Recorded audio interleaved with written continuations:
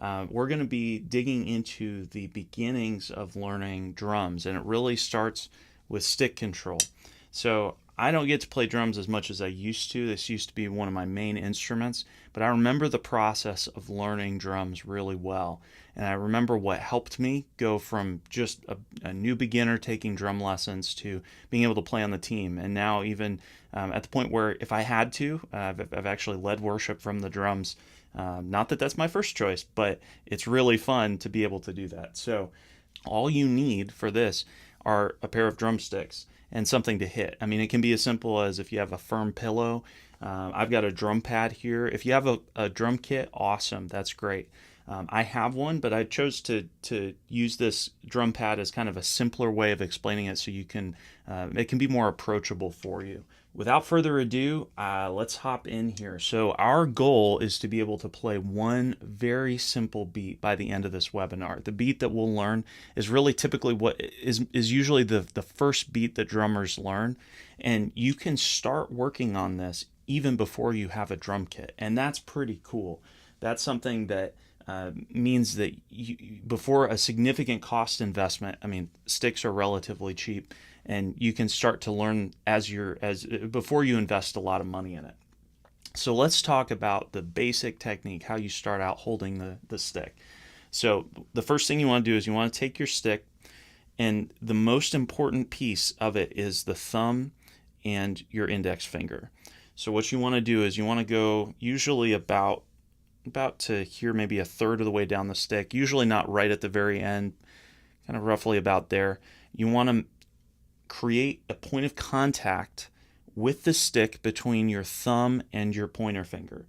This is your fulcrum. Everything depends on the relationship between your thumb and your pointer finger. Your other three fingers are going to balance the stick. So you're going to use this. You ought to be able to hold the stick with just these two fingers and then use these three to keep things under control. That's the idea. Importantly, you don't want to clench your hand, so you don't want to like grip it really tight. You're gonna fatigue yourself really quickly. That's not good for your hand.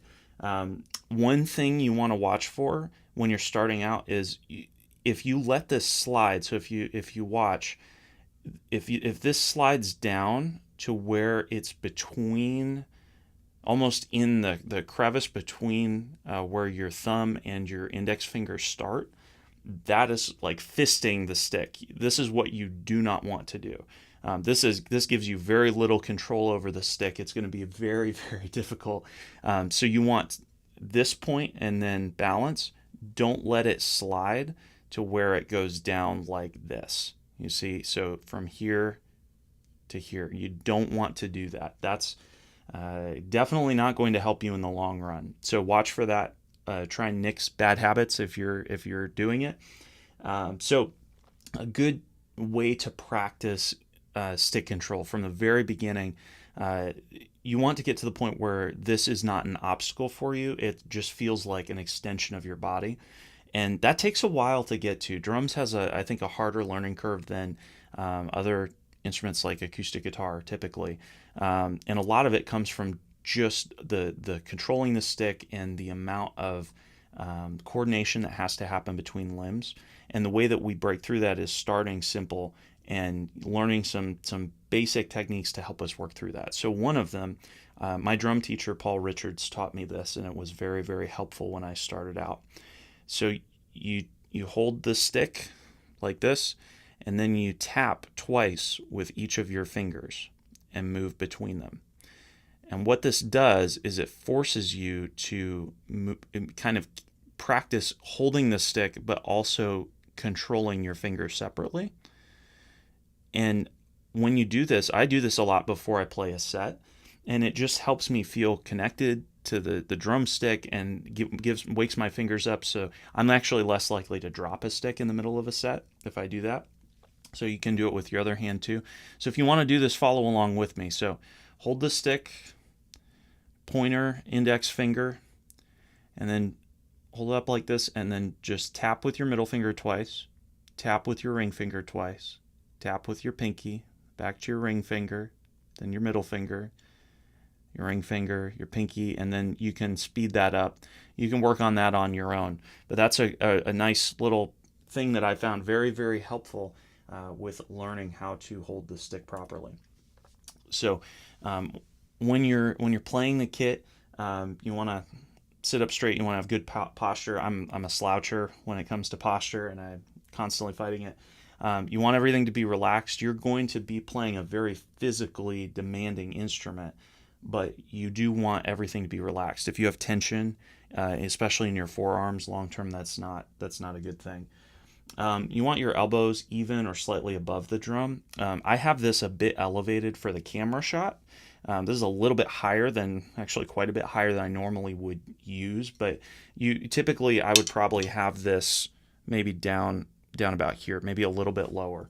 But you want your elbows not to be like below the edge here, and you don't want your elbows like flaring up high. It should look pretty natural. Like about the right spot is if your elbows are, a 90-degree angle at rest, you're feeling comfortable. That's about the right spot for it. Your hands should hold the sticks horizontally, over, let's say you're playing a snare drum or a drum pad. You hold it horizontally over it at roughly a 45-degree angle to each other. Now, I've heard, some people will say 90 degrees, and like that would be kind of more like this over that. I don't think you have to be hard and fast about it. The longer I play, the more I kind of like about 45 degrees. So that's more kind of like this. The tips of the sticks should hover over the middle of the drum. So we typically don't rest our sticks on the drum pad. We let them hover just above it in ready position, ready to play. But we don't want to just let them sit on the drum because then we actually have to lift them up and then play. It's actually less efficient to do it that way. So one of the things that we're going to be watching for and how we think about the motion is efficiency makes it easier to play and it takes less energy to play. We want to be thinking about where our next step is going to happen and move in such a way that makes that easy. So the actual playing motion, so there's three parts to this. There's different elements, but what's cool is that drums actually at its core is very simple, and I'll explain what this means. So we want to start level. So we'll start with our stick height being horizontal just above the drum over the middle. And then all we're going to do to start with, and you can do this with me, just hover over it just barely. You want to drop the stick and then let the momentum of the rebound carry the stick back up. So you're using the energy that comes from taking it down and then letting that naturally send it back up. And then we're going to control that rebound and stop or reset the stick. So it's going to look something like, and what's happening is I'm dropping, then I'm letting that rebound pop it back up, but I'm trying to control it so that it stays here. And I'm just saying, like, I don't play as much drums as I used to, so that's my caveat of you'll see little stuff that could be a little bit cleaner, but generally speaking, it should look something like this. And with your right hand, this would be, look from your perspective, it looks like my left hand, probably, but this is my right hand.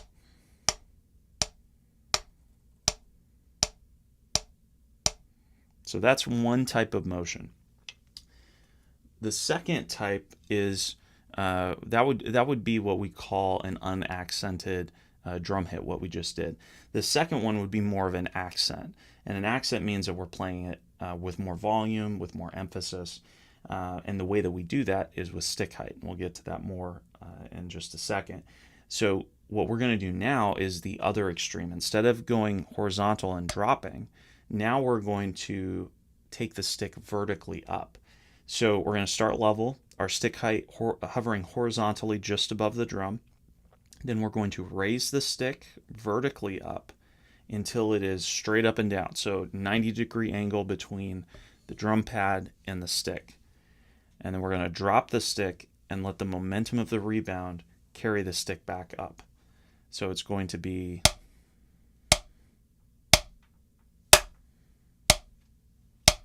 and you notice because this is a little bit higher, I caught the edge here.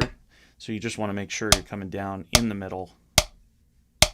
And this is a lot more obvious what's going on if you think about it, because here the momentum coming from the stick, there's not a lot of energy going down, so there's not a lot of energy coming up.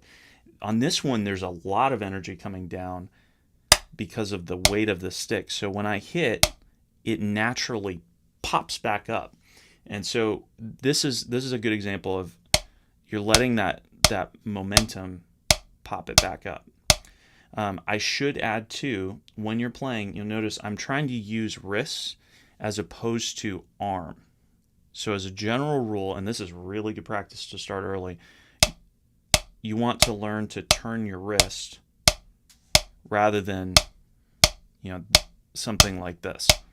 Because what's going to happen is it takes so much more energy, first of all, to move your arm like that rather than the wrist. And secondly, you're going to have way, way, way, way more control if you're using more wrist. When I started out playing drums, I used way too much arm. And as I get older and I've played more, I've moved more and more towards using wrist, and it's way better. So that's kind of the second type of playing motion. But there's another sort of hybrid version of this, which is where we play a vertical hit, but then we actually control the momentum of the rebound and we stop horizontally. So we're up here vertically, but then we come down and we stop horizontally. Now, why would we do this? Well, let's say we're playing a hit where we want to play an accent or a note with emphasis, and our next note is not going to be accented. It's going to be a quiet note. What we want to be able to do is to be able to control it. So start level, your stick height, hovering horizontally over the drum. Raise the stick vertically up until it's perfectly straight up and down. Then drop the stick. And see, you notice my rebound, that's too high. That's not how high I want to do it. So I'm going to try it again. It's a little bit better. You see, it wants to go up and I have to control it. So it's a little bit better.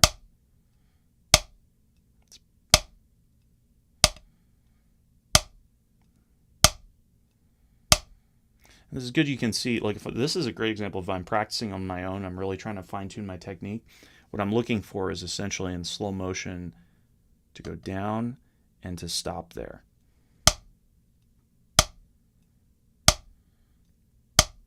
Yeah, that last one was a lot better. So one of the things that you can do early on that will really help you does not take, the cost investment of sticks and something to hit with, to a drum pad, or a pillow. You want to work on these types of techniques, and it feels monotonous, but the reality is when you work on this and you master it and you get it under your belt, it allows you to do so many other things to build on it. And that's eventually how you get to the point where you're playing around the kit and it feels very natural. It starts with stick control. So some good principles to follow with stick control. The first is that when you think about volume, how loud you play, dynamics is the musical term for it. One of the kind of rookie mistakes for drummers early on is to say, okay, if I want to be louder, I'm going to play with more force. And when I say that, I'm talking in almost a physics sense of it, where I'm putting more muscle into the hit. And this is a really bad way to get control, to play with control. Speaking as someone who has consistently, historically struggled with playing quiet as a drummer, and I've learned that I have to do that. I have to learn to play controlled.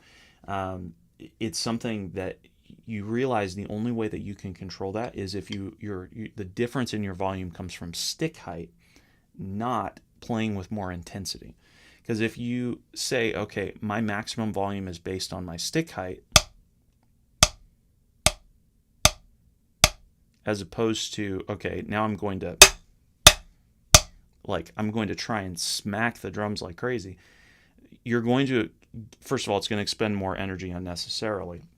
And secondly, you're going to lose control. When in reality, all you have to do is you almost think about it as, okay, this is my loudest, and let's say I want to be kind of in between. Well, I set my stick height in between, and then that's my, maybe my medium, and my quiet is based on a stick height here. And so this is a much easier way to play. It allows you more control. It's very, very important that you learn this early. So you want to reset the motion of your stick every time.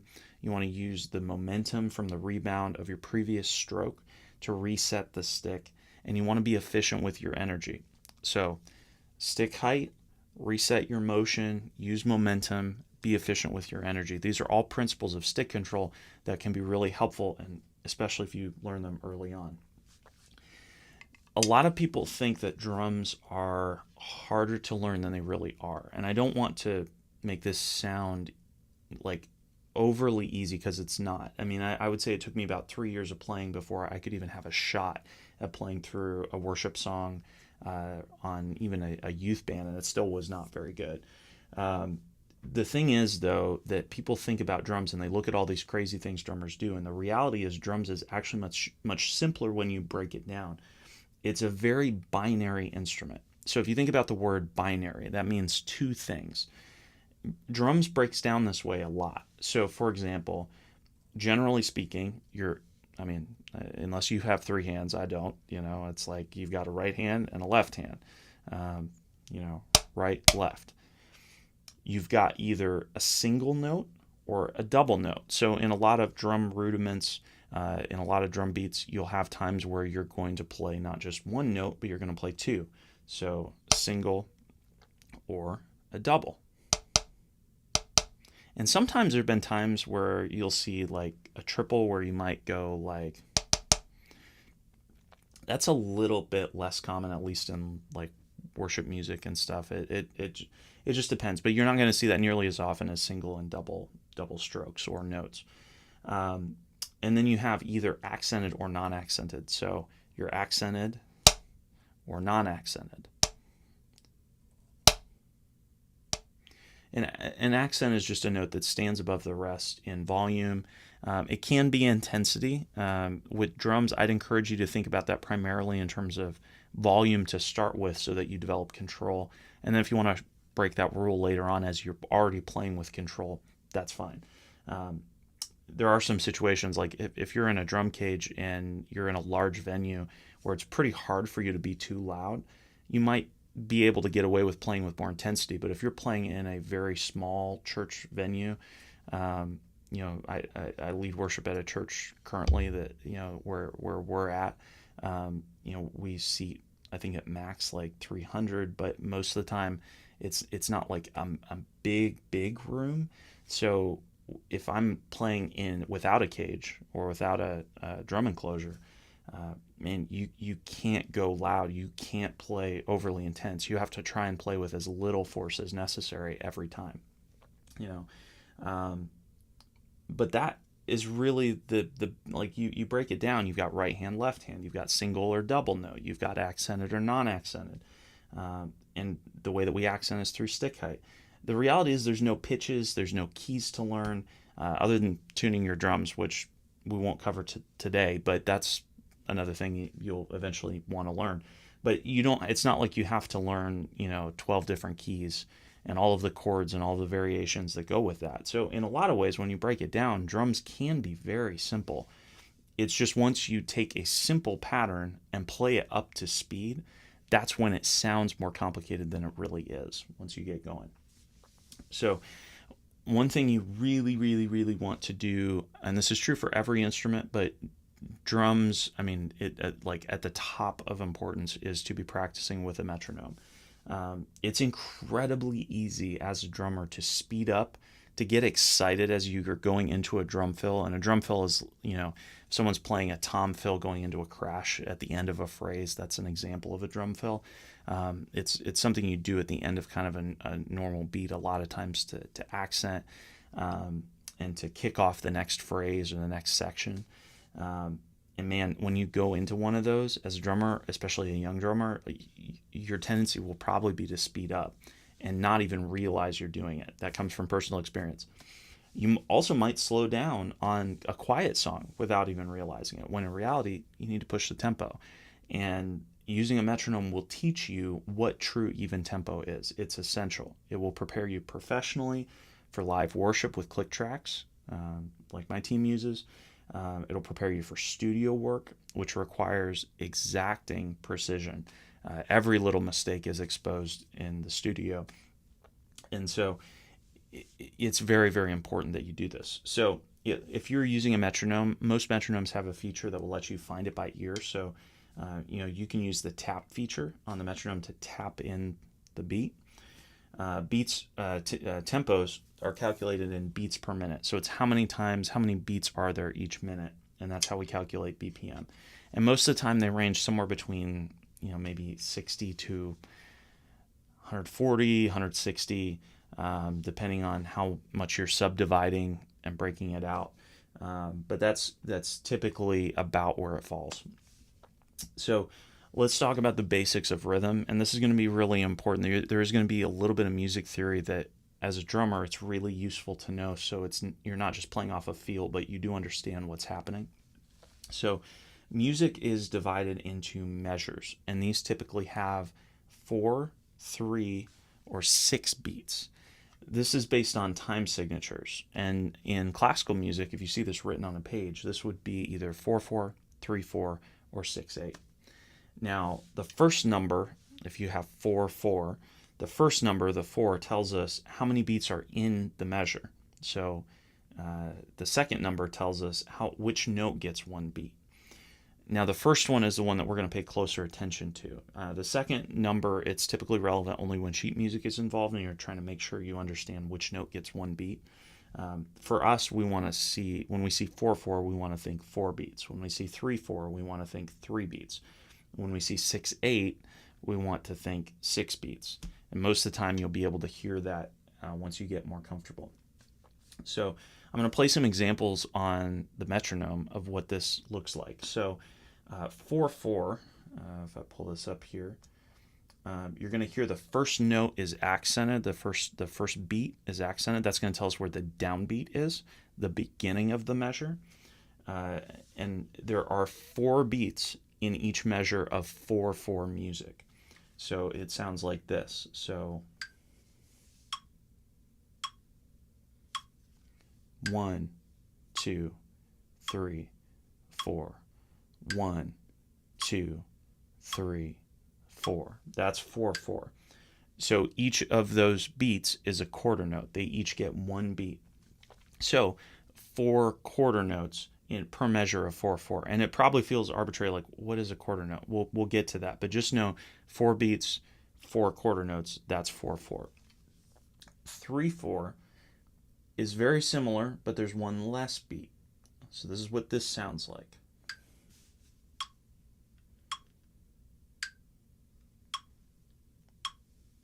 One, 2, 3. 1, 2, 3. 1, 2, 3. And so each of those beats are quarter notes. They each get one beat. So 3 quarter notes per measure of 3/4. Now 6/8, there's 6 beats per measure. The 8 means that a different kind of note, an eighth note, gets one beat. But for your purpose, most of the time, what that means is it's going to sound like this. It's going to have 6 notes in the measure.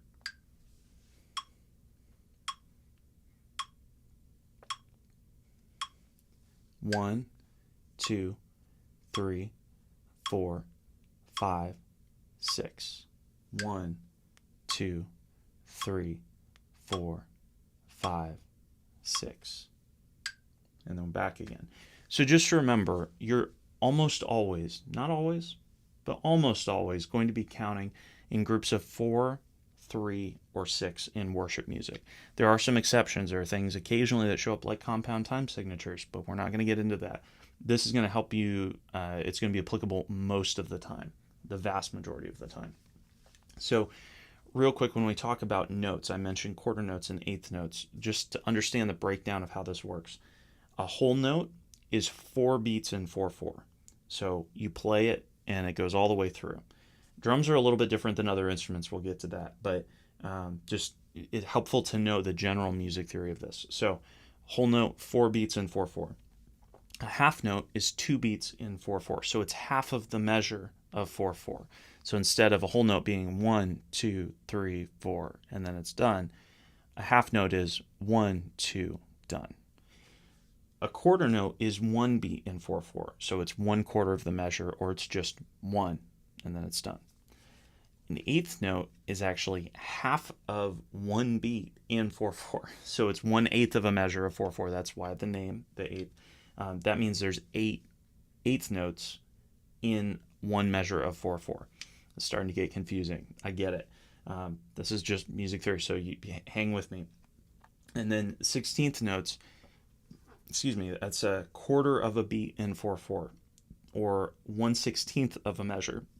So then you would have 16 16th notes in one measure of 4/4. And usually they're clipping. Usually they're moving pretty fast.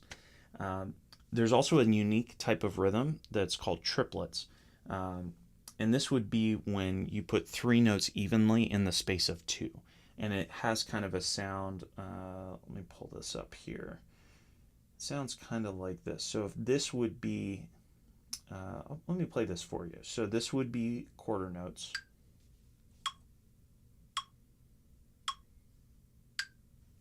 Two, 3, 4. So then let's go to eighth notes.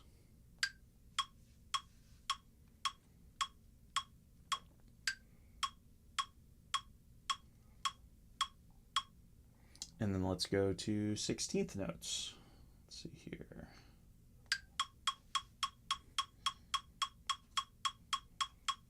They're clipping, they're moving, yep. So then triplets are a little bit different. It has, you see this a lot in jazz and in blues, and shows up a lot of places. I mean, it's a very useful rhythm, but instead of 1 and 2 and 3, it's going to be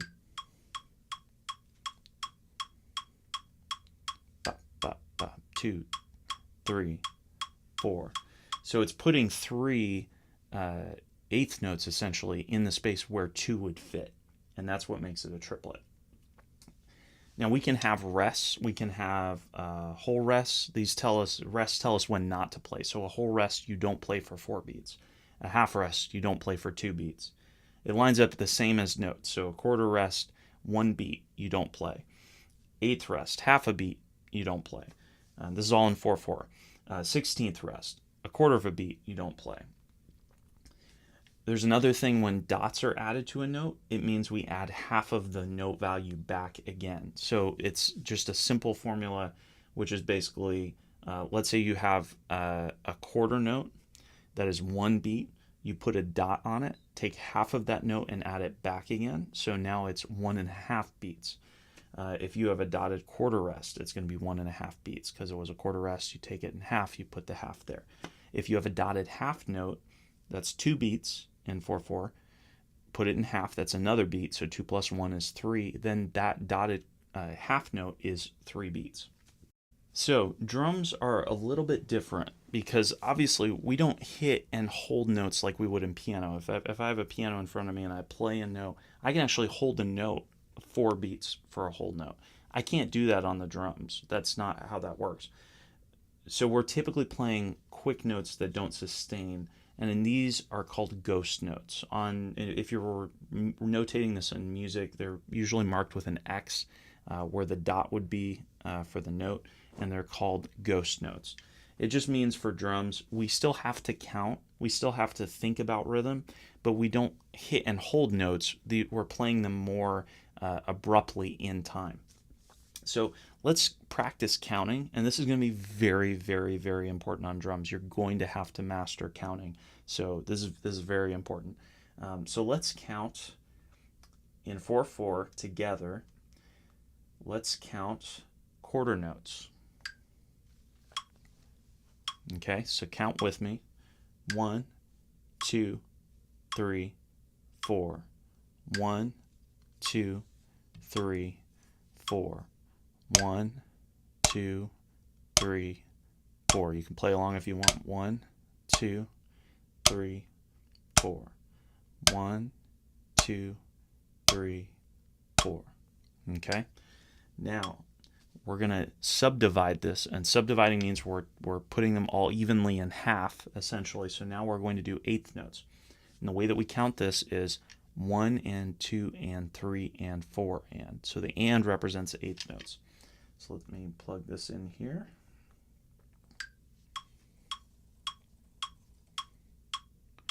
One and 2 and 3 and 4 and 1 and 2 and 3 and 4 and 1 and 2 and 3 and 4 and 1 and 2 and 3 and 4 and.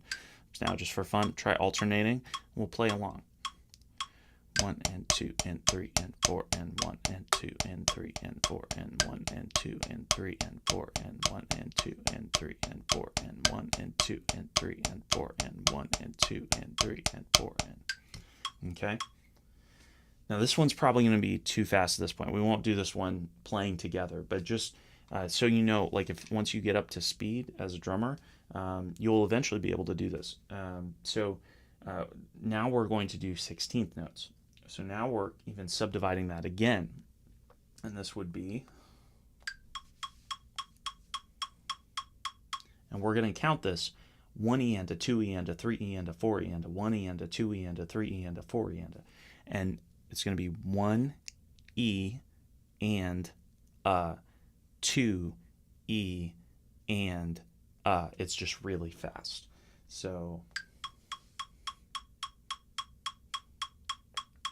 1 E and a 2 E and a 3 E and a 4 E and a 1 E and a 2 E and a 3 E and a 4 E and a 1 E and a 2 E and a 3 E and a 4 E and a 1 E and a 2 E and a 3 and a 4 E and a.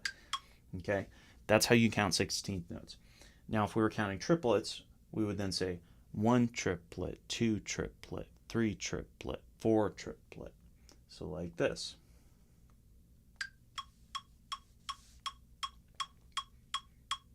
One triplet, 2 triplet, 3 triplet, 4 triplet, 1 triplet, 2 triplet, 3 triplet, 4 triplet. Okay. So when we're in 4/4, 4 beats in each measure of music, quarter notes get 1 beat. 3/4, 3 beats in each measure of music, and quarter notes get 1 beat. 6/8, 6 beats per measure. The 8 means eighth notes get 1 beat, but for us, we're still going to think of it as 6 beats, essentially. So let's start getting into some useful warm-up techniques. So the key with this when we're playing, and I do not live up to this, but it's my goal when I'm practicing, is to make both hands sound identical. This is a lot easier when you get more reps, and I don't get as many reps as I used to. But you want to try and make your right hand and left hand sound the same. And when you start, they almost certainly won't. So what we want to do, let me put this back on eighth notes. So this is clear and easy to hear. So what we're going to do first is we're just going to alternate left and right, 90 degrees vertical. Okay, and I'm going to do it with a metronome. Let's do this with quarter notes. This is a little fast when you're starting out. Okay. So start with left.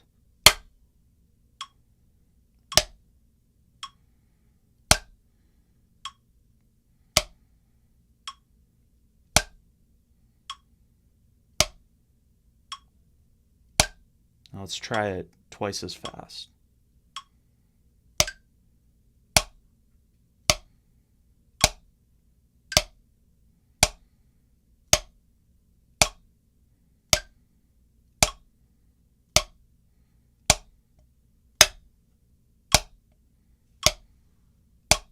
Okay, yeah. So you hear, I'm catching the edge there. I'm trying not to do that. But that's something to watch for. If you hear a rim shot and you don't mean to do it, try and watch that. So now let's try and do the same thing, but let's do it in a neutral position. So left first.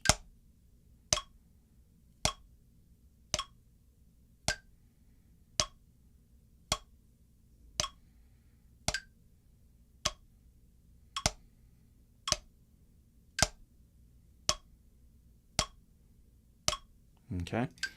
Now we're going to try something else. Now we're going to try alternating double strokes with our left and our right hand. So what this means is first we're going to do it accented. So we're going to do left, left, right, right.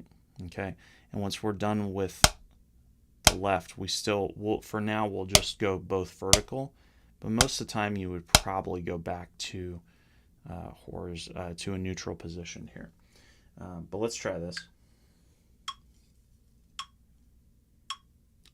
Left, left, right, right, left, left, right, right.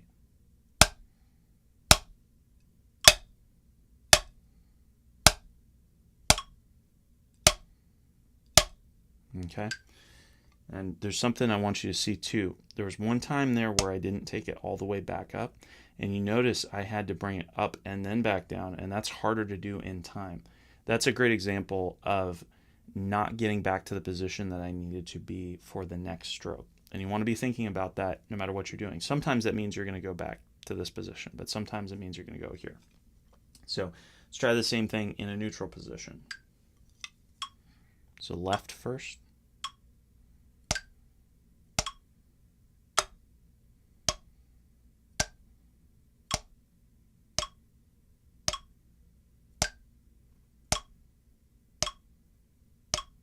Okay. Now we're going to do something else. This is a very, very useful warm-up. And we're going to alternate accented and non-accented with the same stick. And this is harder. But if you get this, this gives you a lot of control. It gets you used to resetting quickly. So what we're going to do is we're going to go loud and then soft. And then loud and then soft. And then loud and then soft. And then loud and then soft. So, and we're going to alternate hands when we do this. So left first, then right. Left, left, right, right. Left, left, right, right. Left, left, right, right. Left, left, right, right. Okay? Now we're going to do the same thing in reverse. We're going to go soft to loud. So left, left, right, right. Left, left. Oh, nope, I did it wrong. Left, nope, left, left. When you do this fast, what it'll do is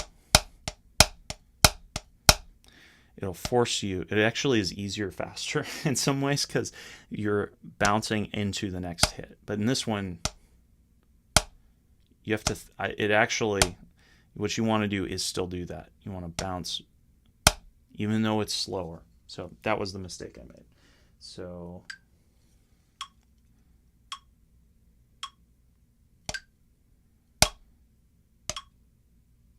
nope.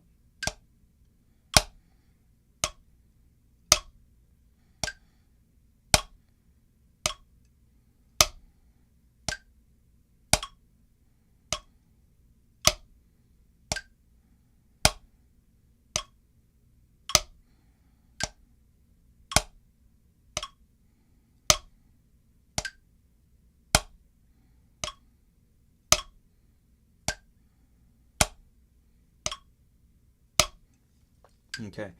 That one will challenge you. I'm used to playing it faster, like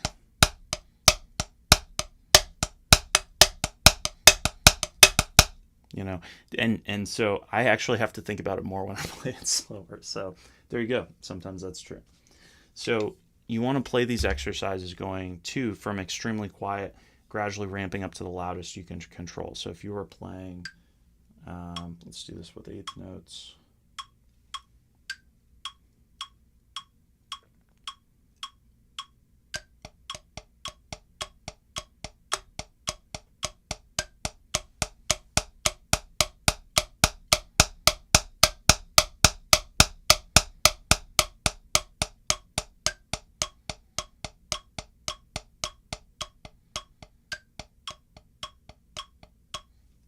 Something like that. That's a way to develop dynamics and control of volume using stick height. Another thing, a lot of times if I'm playing on an unfamiliar kit, a lot of times I'll just use at one hand at a time, hit every single drum and cymbal so that it trains my brain on where things are on the kit. That's a trick if I don't have a lot of time with a kit before I'm going to play a set. I'll do that and then do the same thing with the other stick. Same thing, but with double hits on each. So yeah, so now let's look at our first drum rudiment, and we're going to do a paradiddle, and I'm going to show you how you can develop stick control by putting accents in different places within a rudiment or within a pattern. So let's look at this. So let's slow this down because this is going to take some thought for your first time. So we're going to do right, left, right, right, left, right, left, left, right, left, right, right, left, right, left, left. And for now we're doing it all accented. But that's, so, right, left, right, right, left, right, left, left. And what happens when you play this quiet, right, left, right, right, left, right, left, left, you can try putting the accents in different places. So then it becomes, let's try it on the first beat. We'll accent the first beat. Right, left, right, right, left, right, left, left. Let's try it again. Right, left, right, right, left, right, left, left. Now let's try accenting beat 2. So now we're going to play right, left, right, right, left, right, left, left. Or we could accent beat 3. Right, left, right, right, left, right, left, left, right, left, right, right, left, right, left, left. Or we could accent beat 4. Right, left, right, right, left, right, left, left. Okay? You see how this can work where you just want to try and use these variations on patterns, and as you get comfortable with them, this is how you develop stick control. So now we're almost to the point of being able to do our first beat, but we need to talk about feet. Now I don't have drums for my feet in front of me, but essentially what you're going to do when you're playing a kick drum is you're going to raise the front of your right foot, your heel is going to be on the ground, and then you're going to use the same principles from stick control. You're just going to drop your foot, let it rebound, and reset it back up. So, just try raising the front of your foot and then dropping it down and resetting back. It'll go like that. So then you can try double tapping. So you want to try not to lift your heel up off of the floor. So now what we want to do for this beat, we're going to stomp on the floor on beats 1 and 2. So let's try this in time. 1, 2, rest, rest. 1, 2, rest, rest. 1, 2, rest, rest. Okay? So now what we're going to do is we're going to try and learn a beat. And this is going to be very basic because we're not going to have a kit in front of us. But what you normally would do if you're right-handed, you would cross your right hand over your left. Your right hand would play the hi-hat. Your left hand would play the snare. And then your right foot would play the kick. So what we're going to do for this, my right hand, your right hand is going to play on beats 1, 2, 3, 4. The left hand is only going to play on beat 3. So 1, 2, 3, 4. 1, 2, 3, 4. And our right foot is only going to play on beats 1 and 2. So 1, 2, 3, 4. 1, 2, 3, 4. And the way that we learn, we've got 3 things going on at once, and at first it's going to be like overload. But the way that we get there with this is you essentially start with one pattern until you can play it correctly. Then you add two, essentially put 2 elements together. So like maybe you put your right and your left hand together, but you can't get the kick yet. You can't get the foot. Or maybe you can get your right hand and your right foot, but you can't get your left hand in there.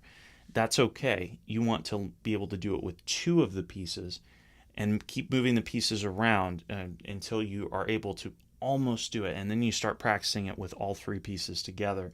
And that's the point at which you start to be able to play beats. So, for example, let's say we're going to start with our right hand, just right hand, all 4 beats. 1, 2, 3, 4. 1, 2, 3, 4. Okay? Now, our left hand only on beat 3. 1, 2, 3, 4. 1, 2, 3, 4. So let's try with both hands. Okay? 3, 4. 1, 2, 3, 4. 1, 2, 3, 4. Okay? Let's try with our right hand and our right foot. So now the right foot is playing on beats 1 and 2, and we're playing all 4 beats here. So 3, 4. 1, 2, 3, 4. 1, 2, 3, 4. Now let's try it with left hand and right foot and get that together. 1, 2, 3, 4. 1, 2, 3, 4. 1, 2, 3, 4. 1, 2, 3, 4. Now let's try putting it all together. 1, 2, 3, 4. 1, 2, 3, 4. 1, 2, 3, 4. 1, 2, 3, 4. Okay? And that's our first beat. Now, that's very slow, but you can use that beat. And in fact, there's a lot of songs that use that beat. The kick snare beat is usually how I'd call it. It can be really helpful as you're learning any beat. You can use this process that I showed you to learn any beat, and that's pretty cool.